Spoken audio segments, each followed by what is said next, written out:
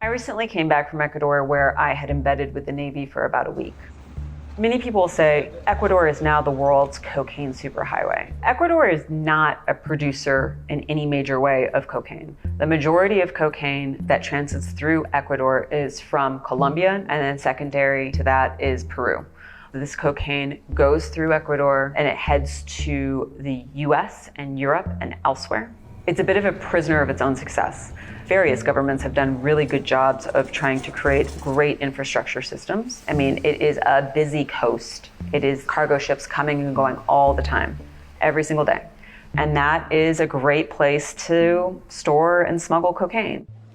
This is one of Latin America's most violent places now. In the last 2-3 years, what we've seen is very little control by authorities of the prisons. You had a TV station taken over, you had gangs fighting each other in the streets, car bombs now going off in the middle of Ecuador's cities.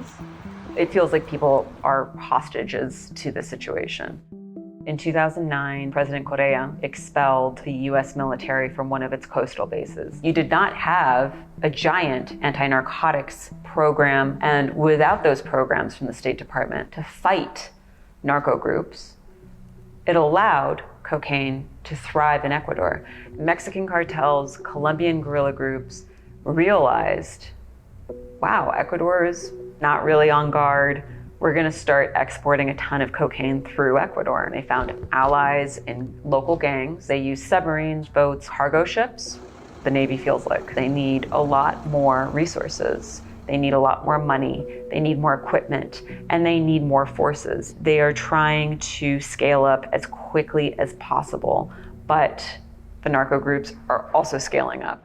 Most Ecuadorians seem to want this drug problem to go away. They would like to see more international help. However, many Latin American countries see the United States as a meddling force. And so while they want more international help, they are very reluctant to allow US forces into the country.